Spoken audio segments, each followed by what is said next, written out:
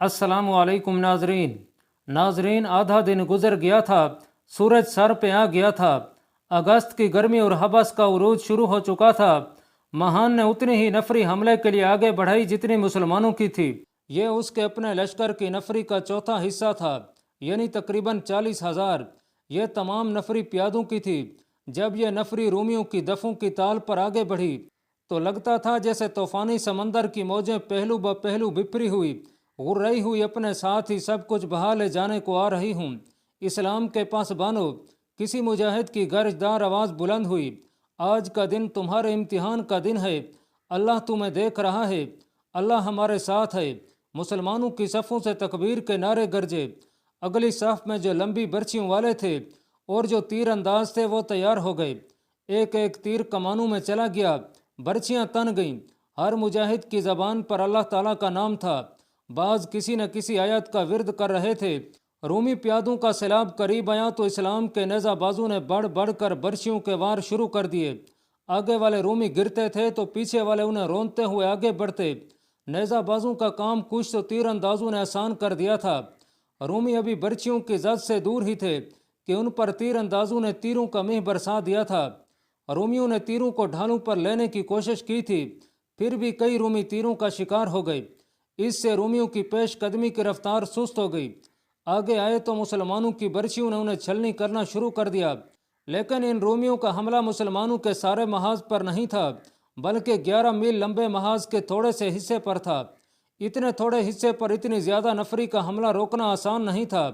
رومی پیادے بڑھے آ رہے تھے، حالانکہ ان کا نقصان خاصا زیادہ ہو رہا تھا۔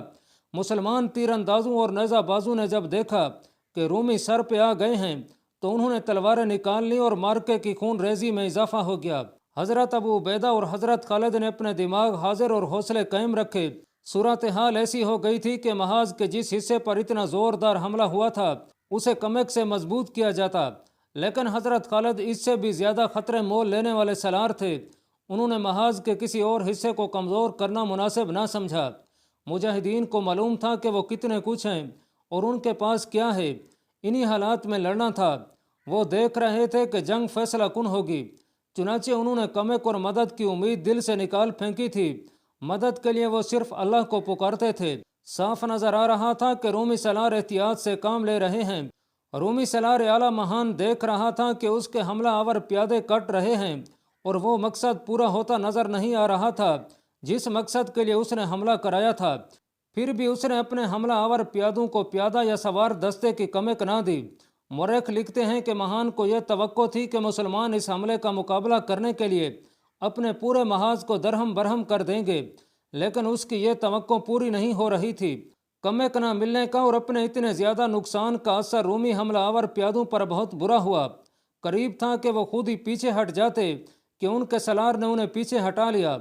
اس کی ایک وجہ یہ بھی تھی کہ سورج غروب ہو رہا تھا۔ وہ منظر جذباتی سا تھا۔ جب مجاہدین جو اپنی جگہ سے آگے چلے گئے تھے واپس آئے، ان کی عورتیں ان کی طرف دوڑ پڑیں۔ وہ اپنے خاوندوں کو پکار رہی تھیں، اور جو زخمی تھے ان کی باقاعدہ مرہم پٹی کرنے سے پہلے اپنی اوڑھنیاں پھاڑ پھاڑ کر ان کے زخم صاف کیے اور ان پر اوڑھنیوں کی پٹیاں باندھ دیں۔ عورتیں پانی کے مشکیزے اٹھائے میدان جنگ میں پھیل گئیں۔ وہ ان زخمیوں کو ڈھونڈتی پھرتی تھیں جو اپنے سہارے اٹھ کر چلنے کے قابل نہیں تھے۔ شام گہری ہو گئی تو میدان جنگ میں مشعلیں نظر آنے لگی۔ عورتوں کے ساتھ مجاہدین بھی اپنے شدید زخمی اور شہید ساتھیوں کو ڈھونڈ رہے تھے۔ ان کے حوصلے بلند تھے، انہوں نے بڑا ہی شدید حملہ بیکار کر دیا تھا۔ میدان جنگ میں رومیوں کی لاشیں دیکھ کر ان کے حوصلے اور جذبے کو مزید تقویت ملی۔ مسلمانوں کے مقابلے میں رومیوں کا نقصان بہت زیادہ تھا۔ بہت سے رومی ایک گروہ یا جیش کی صورت میں مشعلیں اٹھائے آگے آئے۔ وہ اپنے زخمیوں کو اور اپنے اپنے ساتھیوں کی لاشوں کو اٹھانے آئے تھے۔ وہ ایسی ترتیب اور ایسے انداز سے چلے آ رہے تھے جیسے حملہ کرنے آ رہے ہوں۔ مسلمان جو اپنے زخمیوں کو اٹھا رہے تھے تلواریں نکال کر ان پر ٹوٹ پڑے۔ اچھا خاصا معرکہ ہوا۔ ہم اپنے زخمیوں کو اٹھانے آئے ہیں۔ رومیوں کی طرف سے آواز بلند ہوئی، تم زخمی ہو کر ہی اپنے زخمیوں کو اٹھا سکو گے؟ مجاہدین کی طرف سے جواب گرجا۔ 2-3 جگہوں پر اسی طرح کی جھڑپیں ہوئیں اور رات گزرتی رہی۔ رومی سالار اعلیٰ مہان نے سالاروں کو اپنے سامنے بٹھا رکھا تھا۔ اپنے آپ کو دھوکے میں نہ رکھو، وہ کہہ رہا تھا، ہم اپنے حملے میں بری طرح ناکام ہوئے ہیں۔ کیا کوئی بتا سکتا ہے کہ اس کی وجہ کیا ہے؟ میرا خیال ہے کہ ہمارے سپاہیوں نے اپنے اوپر مسلمانوں کا خوف طاری کر رکھا ہے۔ ایک سالار نے کہا۔ نہیں، مہان نے کہا، ہماری صفوں میں اتحاد نہیں، مسلمان ایک ہیں، وہ بھی مختلف قبیلوں کے ہیں لیکن وہ سب اپنے آپ کو مسلمان سمجھتے ہیں۔ انہوں نے اپنے آپ کو اسلام کے رشتے کا پابند کر لیا ہے، اس عقیدے نے انہیں یکجاں کر دیا ہے۔ ہم میں یہ اتحاد نہیں، کئی ایک علاقوں اور کئی ایک قبیلوں کے لوگ ہمارے ساتھ آ ملے ہیں، لیکن ہمارے درمیان کوئی ایسا رشتہ نہیں جو ہم سب کو متحد کر سکے۔ ایک رات میں اتحاد پیدا نہیں کیا جا سکتا سالار اعلیٰ، ایک پرانے سالار نے کہا۔ ہمارے درمیان اتحاد نہ ہونے کا یہ مطلب تو نہیں کہ ہم ایک دوسرے کو پسند نہیں کرتے، ہمیں انہی حالات میں لڑنا ہے۔ ہاں، مہان نے کہا، ہمیں انہی حالات میں لڑنا ہے، میں مایوس نہیں، ہمیں کوئی طریقہ اختیار کرنا پڑے گا۔ کل صبح ہم اس وقت مسلمانوں پر حملہ کریں گے جب وہ حملہ روکنے کے لیے تیار نہیں ہوں گے، اور یہ ان کی عبادت کا وقت ہوگا۔ تقریباً ان تمام مورخوں نے جنہوں نے جنگ یرموک کو تفصیل سے بیان کیا ہے، مہان کا اگلی صبح کے حملے کا پلان اس طرح لکھا ہے کہ مسلمانوں کے قلب پر حملہ کیا جائے گا جو دھوکہ ہوگا۔ اس کا مقصد یہ ہوگا کہ قلب یعنی مسلمانوں کے درمیانی دستوں کو، جن میں مرکزی کمان بھی تھی، لڑائی میں الجھا کر وہیں روک کر رکھا جائے گا۔ اس سے یہ فائدہ اٹھایا جائے گا کہ مسلمانوں کا مرکز اپنے دائیں بائیں کی طرف توجہ نہ دے سکے۔ مہان کے پلان کے مطابق اصل حملہ مسلمانوں کے پہلو پر کرنا تھا، جس کا مقصد یہ تھا کہ پہلو کے دستوں کو بکھیر کر ختم کیا جائے، اور اگر مسلمان مقابلے میں جم جائیں تو ان پر ایسا دباؤ ڈالا جائے کہ وہ اپنے قلب کی طرف اکٹھے ہو جائیں۔ اس صورت میں ان پر پہلو اور عقب سے حملہ کیا جائے۔ پلان بڑا خطرناک تھا۔ رومیوں کی نفری اتنی زیادہ تھی کہ اس کے بل بوتے پر اپنے پلان کو کامیاب کر سکتے تھے۔ جاؤ اور اپنے دستوں کو صبح کے حملے کے لیے تیار کرو، مہان نے کہا، لیکن تیاری ایسی خاموشی سے ہو کہ پتہ نہ چلے۔ مسلمانوں کے جاسوس ہمارے ارد گرد موجود رہتے ہیں۔ رات کو ہی مہان نے اپنا خیمہ اکھڑوا دیا اور ایک چٹان کی سب سے اونچی چوٹی پر لے جا نصب کرایا۔ وہاں سے تمام تر محاذ کو وہ دیکھ سکتا تھا۔ اس نے تیز رفتار گھوڑوں والے قاصد اپنے ساتھ رکھ لیے اور اپنا حفاظتی دستہ بھی اپنے ساتھ لے گیا۔ دستے کی نفری 2000 تھی۔ دونوں طرف کی فوجوں کے درمیان 1.5 میل کا فاصلہ تھا۔ حضرت خالد نے حسب معمول دشمن کی نقل و حرکت پر نظر رکھنے اور اطلاع دینے کے لیے اپنے آدمی آگے بھیج رکھے تھے، لیکن دشمن کے محاذ کی صورت ایسی تھی کہ قریب جا کر کچھ دیکھنا ممکن نہ تھا۔ اپنے آدمی بلندیوں سے دیکھتے رہتے تھے۔ مسلمان فجر کی نماز پڑھ رہے تھے۔ آگے گیا ہوا ایک آدمی دوڑتا آیا اور حضرت خالد کو بتایا کہ رومی تیار ہو کر ترتیب میں آ رہے ہیں۔ ترتیب کیسی ہے؟ حضرت خالد نے پوچھا۔ ترتیب حملے کی معلوم ہوتی ہے، جاسوس نے جواب دیا۔ پہلے 10 بجے تھے، پھر ان کے دستے بڑی تیزی سے ترتیب میں آ گئے، سوار گھوڑوں پر سوار ہو چکے ہیں، ہو نہیں سکتا کہ رومی کہیں اور جا رہے ہوں۔ حضرت خالد نے کہا، وہ حملے کے لیے آ رہے ہیں۔ آپ رضی اللہ تعالیٰ عنہ کچھ پریشان بھی ہوئے، لیکن وہ حوصلہ ہارنے والے نہیں تھے۔ تیاری کا وقت نہیں تھا۔ اگر رومی تیار تھے تو انہوں نے مسلمانوں کو اس حالت میں آ دبوچنا تھا جب وہ تیاری کر رہے تھے۔ انہوں نے بڑی تیزی سے تمام سالاروں کو اطلاع بھجوا دی کہ دشمن کا حملہ آ رہا ہے۔ مسلمان جب تیار ہو رہے تھے اس وقت رومی لشکر اپنے محاذ سے چل پڑا تھا۔ اس کی رفتار خاصی تیز تھی۔ رومی سالاروں کو توقع تھی کہ وہ مسلمانوں کو بے خبری میں جا لیں گے، لیکن وہ جب قریب آئے تو مسلمان تیار تھے۔ وہ خلاف توقع اتنی جلدی تیار ہو گئے تھے۔ حضرت خالد نے انہیں لمبا چوڑا حکم نہیں بھیجا تھا، نہ کوئی ہدایت جاری کی تھی، صرف اتنا پیغام دیا تھا کہ دشمن کا حملہ آ رہا ہے، اپنے اپنے محاذ پر تیار رہو۔ صبح کا اجالا سفید ہو رہا تھا۔ رومی سیلاب کی طرح بڑے آ رہے تھے۔ ان کا رخ مسلمانوں کے قلب کی طرف تھا۔ ان کے بہت سے دستے دائیں اور بائیں پہلو کی طرف بھی آ رہے تھے، لیکن حضرت خالد نے اپنے قلب کے دستوں کو آگے بڑھا کر دشمن کا استقبال کرنے کا حکم دیا۔ انہوں نے دفاع کا طریقہ ہی اختیار کیا کہ برچھی بازوں اور تیر اندازوں کو آگے رکھا گیا۔ رومی جو اس امید پر بہت تیزی سے آ رہے تھے کہ مسلمان بے خبر ہوں گے اور یہ بڑی آسان فتح ہوگی، مسلمانوں کو ہر لحاظ سے تیار دیکھ کر ذرا سست ہو گئے اور ان کے قدم رکنے لگے۔ انہوں نے گزشتہ روز حملہ کر کے دیکھ لیا تھا۔ مسلمان تیر اندازوں نے اتنی تیزی سے تیر چلانے شروع کر دیے کہ فضا میں ایک جال تن دیا۔ رومی رک کر پیچھے ہٹے اور تیروں کی زد سے نکل گئے۔ کچھ دیر بعد وہ ڈھالیں آگے کر کے بڑھنے لگے۔ تیر اندازوں نے ایک بار پھر تیروں کا مہ برسا دیا، لیکن رومی آگے بڑھتے آئے، تیر کھا کر گرتے بھی رہے اور وہ نیزہ بازو تک آن پہنچے۔ رومیوں کے پاس مروانے کے لیے بہت نفری تھی۔ نیزہ بازو نے رومیوں کو روکنے کی بھرپور کوشش کی، لیکن رومیوں کی جلغار اتنی شدید تھی کہ رک نہ سکی۔ تب کلب کے دستے آگے بڑھے اور مجاہدین نے جان کی بازی لگا دی۔ حضرت خالد یہ دیکھ کر کچھ حیران ہوتے کہ رومی پیچھے ہٹنے لگے ہیں۔ مجاہدین ان کے پیچھے گئے، لیکن آپ نے انہیں روک دیا۔ کچھ دیر بعد رومی پھر آگے بڑھے اور مجاہدین نے پہلے کی طرح حملہ روکا۔ خاصی خون ریزی ہوئی اور رومی پیچھے ہٹ گئے، اور اس کے بعد یہی سلسلہ چلتا رہا۔ مسلمان سالاروں کو معلوم نہیں تھا کہ مہان کا پلان یہی ہے کہ مسلمانوں کے قلب اور محفوظہ کو الجھائے رکھو تاکہ اپنے پہلو سے بے خبر رہیں اور انہیں کمک نہ دے سکیں۔ حضرت خالد رضی اللہ تعالیٰ عنہ اس دھوکے کو سمجھ تو نہ سکے، لیکن انہوں نے ہر حملہ اس طرح روکا کہ مرکزیت اور جمعیت کو درہم برہم نہ ہونے دیا۔ رومیوں نے پیچھے ہٹ کر مسلمان سالاروں کو موقع دیا کہ وہ جوابی حملہ کریں، لیکن حضرت خالد نے اپنے دستوں کو دفاع میں ہی رکھا۔ اس سے ان کا مقصد یہ تھا کہ رومیوں کی نفری اور نفری کی جسمانی طاقت زائل ہوتی رہے۔ آپ نے اپنے پہلو کی طرف توجہ نہ دی۔ انہوں نے سالاروں کو بتا رکھا تھا کہ کمک کی امید نہ رکھیں۔ سالاروں کو بھی اپنی بے مہنگی کا احساس تھا، اور یہ احساس اسلامی لشکر کے ہر ایک فرد کو تھا۔ صورتحال کتنی ہی دیگر گم ہو جائے، مدد صرف اللہ کی طرف سے ہی ملے گی۔ رومیوں کے اصل حملے تو مسلمانوں کے پہلو پر ہو رہے تھے، جو حمان کے پلان کے عین مطابق تھے۔ دائیں پہلو پر یوں ہوا کہ رومیوں نے وہاں بڑا تیز حملہ کیا۔ اس پہلو کی کمان حضرت عمر بن عاص رضی اللہ تعالیٰ عنہ کے پاس تھی۔ مجاہدین نے یہ حملہ نہ صرف روک لیا بلکہ دشمن کو پسپا کر دیا۔ دشمن نے یہ حملہ کرنے والے دستوں کو پیچھے کر کے دوسرا حملہ تازہ دستوں سے کیا۔ یہ پہلے حملے سے زیادہ شدید تھا۔ مسلمانوں نے اس کا بھی مقابلہ کیا، لیکن ان کے جسم شل ہو گئے تھے۔ انہوں نے رومیوں کو اس سے کہیں زیادہ نقصان پہنچایا جتنا رومیوں نے انہیں پہنچایا تھا، اور انہوں نے اس حملے کا دم خم توڑ دیا۔ رومی بری طرح ناکام ہو کر پیچھے ہٹ گئے، لیکن مسلمانوں کی جسمانی حالت ایسی ابتر ہو گئی تھی کہ وہ مزید لڑنے کے قابل نہ رہے۔ رومیوں نے تیسرا حملہ تازہ دم دستوں سے کیا۔ اب کے حملہ آوروں کی نفری بھی زیادہ تھی۔ مسلمانوں نے جذبے کے زور پر حملہ روکنے کی کوشش کی، مگر جسم ہی ساتھ نہ دیں تو جذبہ ایک حد تک ہی کام آ سکتا ہے۔ وہ حد ختم ہو چکی تھی۔ مسلمانوں کے پاؤں اکھڑنے لگے، ان کی ترتیب اور تنظیم ٹوٹ گئی۔ بیشتر اس طرح پسپا ہوئے کہ خیمہ گاہ تک جا پہنچے، اور جنہوں نے پسپائی کو قبول نہ کیا وہ درمیانی دستوں یعنی کلب کی طرف جانے لگے۔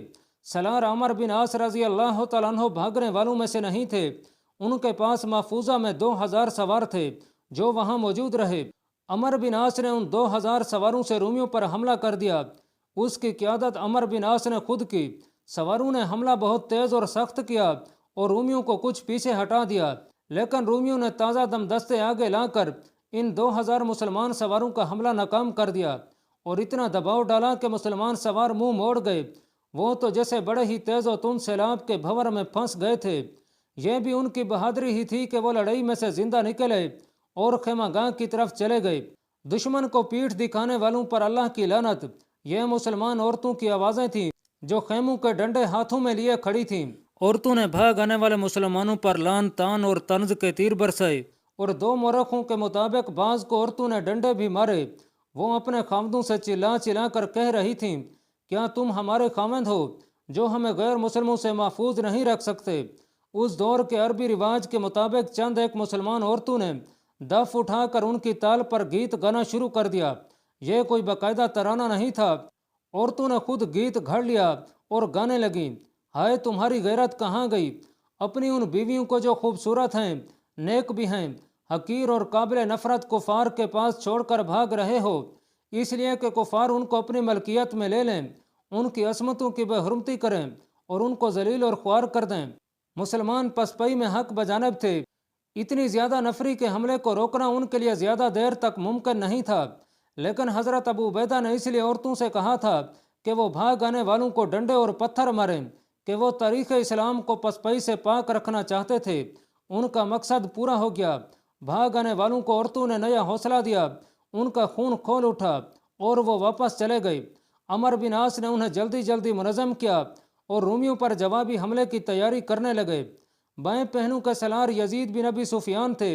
ان کے والد ابو سفیان ان کے ماتحت لڑ رہے تھے۔ اس پہلو پر بھی رومیوں نے حملہ کیا تھا جو مسلمانوں نے روک کر پسپا کر دیا تھا۔ دوسرا حملہ جس رومی دستے نے کیا وہ زنجیروں سے بندھے ہوئے تھے۔ زنجیریں اتنی لمبی تھیں کہ سپاہی آسانی سے لڑ سکتے تھے۔ چونکہ اس دستے کے سپاہی زنجیروں کے ذریعے ایک دوسرے سے منسلک تھے، اس لیے ان کے حملے کی رفتار تیز نہیں تھی۔ مجاہدین نے پہلا حملہ بڑی جان فشانی سے روکا تھا اور رومیوں کو پسپا کرنے کے لیے انہیں چند گھنٹے لڑنا پڑا تھا۔ اس کے فوراً بعد تازہ دم دستوں کا حملہ روکنا ان کے لیے محال ہو گیا۔ حملہ آوروں کی نفری 3 گنا سے بھی کچھ زیادہ تھی، چنانچہ مسلمانوں کے جسموں نے ان کے جذبوں کا ساتھ نہ دیا اور ان کے پاؤں اکھڑ گئے اور وہ پسپا ہونے لگے۔ ان کی عورتوں کے خیمے ان کے پیچھے محفوظ فاصلے پر تھے۔ بھاگنے والوں میں ان کے سالار کے والد ابو سفیان بھی تھے۔ وہ کوئی معمولی شخص نہیں تھے، قبیلے کے سرداروں میں سے تھے۔